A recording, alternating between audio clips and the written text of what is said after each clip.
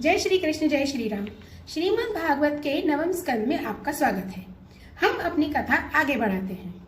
हमने ये जाना था कि नहुष के 6 पुत्रों में से एक थे ययाति और उनकी 2 पत्नियां थी, शर्मिष्ठा और देवयानी। पुरु, अनु और दुह्यु शर्मिष्ठा के पुत्र थे और तुवर्वशु और यदु देवयानी के पुत्र थे।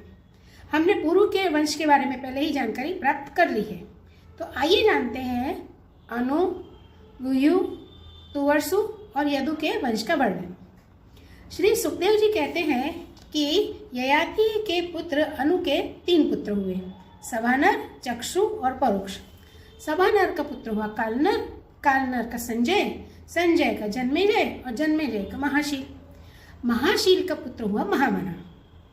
अब महामना के 2 पुत्र हुए, कुशीनर और तितिक्षु। कुशीनर के 4 पुत्र हुए, शिवी, वन, शमी और दक्ष। शिवी के भी 4 पुत्र हुए, वृषादर्भ, सुवीर, भद्र और कैके। कुशीनर के भाई तितिक्षु के ऋषुद्रक्ष और ऋषुद्रक्ष के हेम और हेम के सुतपा और सुतपा के बलि नाम का पुत्र हुआ। अब राजा बलि की पत्नी के गर्भ से 6 पुत्र उत्पन्न हुए, अंग, वंग, कलिंग, सुहम्न, पुंड्र और अन्य। इन लोगों ने अपने अपने नाम से पूर्व दिशा में 6 देश बसाए। अंग का पुत्र हुआ खनपान, खनपान का दिव्यरथ, दिव्यरथ का धर्मरथ और धर्मरथ का चित्ररथ। चित्ररथ को रोमपाद के नाम से भी जानते हैं। और इनके ही मित्र थे अयोध्या के राजा अधिपति महाराज दशरथ। अब रोमपाद जो है उनके कोई संतान नहीं थी, इसीलिए दशरथ महाराज ने अपनी पुत्री शांता उन्हें दे दी, जो उन्हें गोद दे दी। अब शांता का ब्याह श्रृंग ऋषि से हुआ। अब एक बार रोमपाद के राज्य में बहुत दिनों तक वर्षा नहीं हुई। तब गणिकाएं अपने नृत्य, संगीत, वाद्य, हाव भाव, आलिंगन और विविध उपहारों से मोहित करने के लिए वे उन्हें इंद्र देवता का यज्ञ करवाने के लिए ले गई।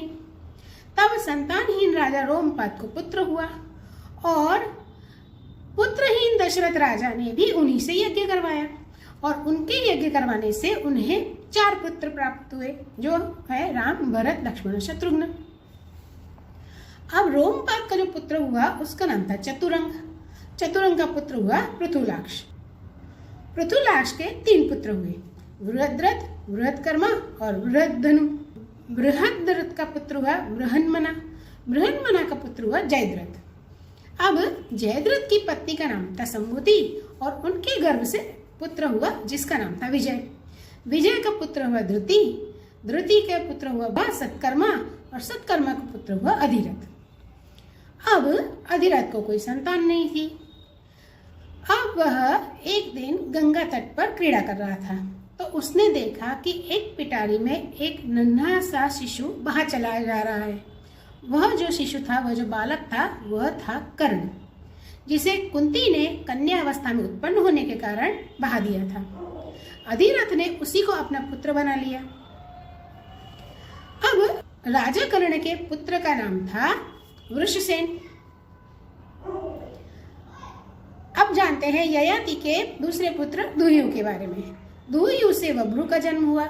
वब्रु से सेतु, सेतु का पुत्र हुआ आरब्ध, आरब्ध का पुत्र हुआ गांधार, गांधार का धर्म, धर्म का भूत, भूत का दुर्मना और दुर्मना का पुत्र ये उत्तर दिशा में मलेच्छु के राजा हुए। ययाति के पुत्र का पुत्र हुआ भर्ग, भर्ग का पुत्र हुआ भानुमान, भानुमान का त्रिभानु, त्रिभानु का करंधम और करंधम का पुत्र हुआ मरुत। अब मरुत जो थे वो संतानहीन थे, इसलिए उन्होंने पुरु के वंश में जो पुत्र हुए थे दुष्यंत, उनको अपना पुत्र बनाया था।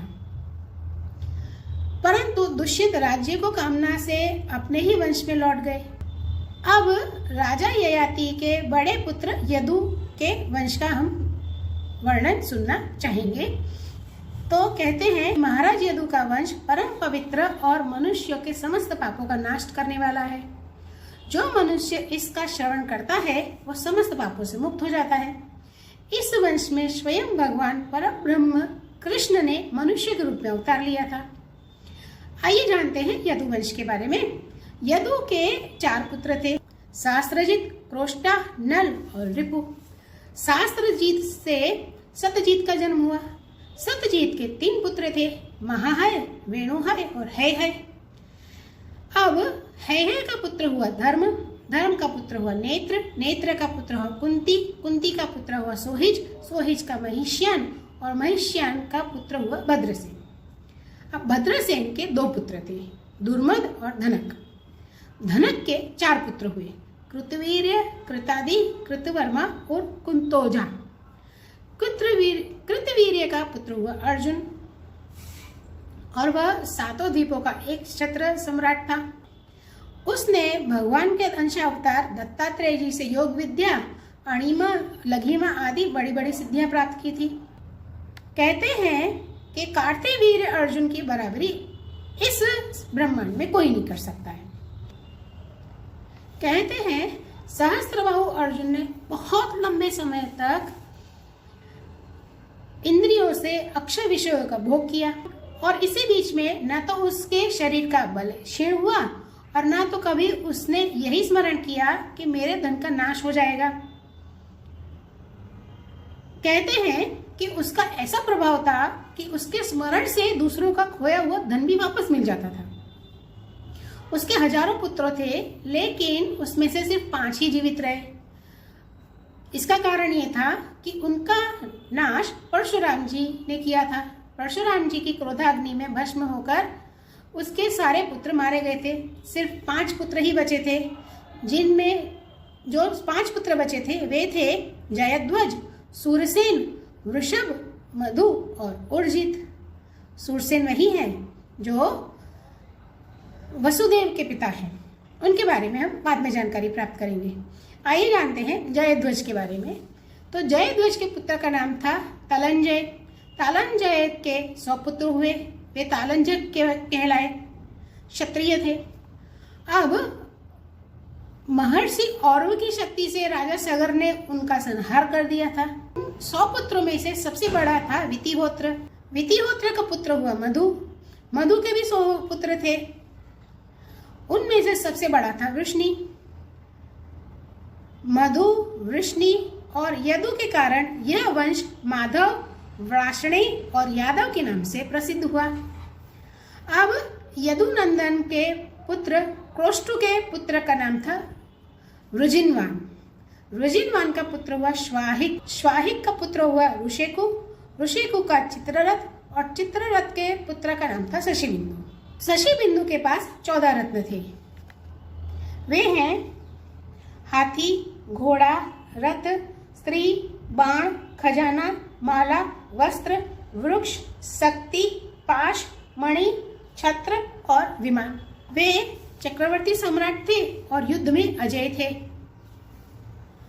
शशिबिंदु के 10,000 पत्नियां थी और हर एक की लाखों संतानें थी। इस प्रकार उनकी बहुत ज्यादा संतानें हुई। उनमें से एक थी पृथुश्रवा। पृथुश्रवा के पुत्र का नाम था धर्म। धर्म के पुत्र का नाम उष्णा और उष्णा ने 100 अश्वमेध यज्ञ भी किए थे। उष्णा का पुत्र हुआ रुचक।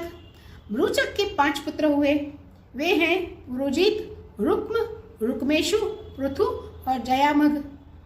जयामग की पत्नी का नाम था शैब्या। अब जयामग को बहुत दिनों तक कोई भी संतान नहीं हुई। तब उसने लेकिन अपनी पत्नी के भय से दूसरा विवाह नहीं किया, लेकिन उन्होंने क्या किया कि उन्होंने अपने शत्रु के घर से बोज्या नाम की उनकी कन्या को ले आए। जब शैब्या ने देखा कि पति अपने रथ पर किसी कन्या को लेकर आए हैं तो वो थोड़ी क्रोधित हुई। उन्होंने उनको भला बुरा कहा। तब जयामग ने कहा कि यह तो तुम्हारे पुत्रवधू है। अब शैब्या ने मुस्कुराकर कहा कि कहाँ से मेरे पुत्रवधू होगी, मेरे तो कोई पुत्र ही नहीं है और आपकी कोई दूसरी पत्नी भी नहीं है जिससे कोई पुत्र हो, तो फिर ये मेरी पुत्रवधू कैसे हो सकती है। तब जयामग ने कहा कि तुम चिंता ना करो, तुमको पुत्र अवश्य होगा और ये उसकी पत्नी बनेगी। तब राजा जयामग के इस वचन का विष्णुदेव ने और पितरों ने अनुमोदन किया और फिर शैब्या को गर्भ रहा और उनके एक पुत्र हुआ जिसका नाम था विदर्भ। और फिर उसी ने सैव्या के 7वें पुत्र वधु भोज्या से विवाह किया। आगे की कथा में हम विदर्भ वंश के राजाओं के बारे में जानकारी प्राप्त करेंगे। आज की यह कथा, ये जानकारी आपको कैसी लगी कृपया जरूर बताइएगा। धन्यवाद।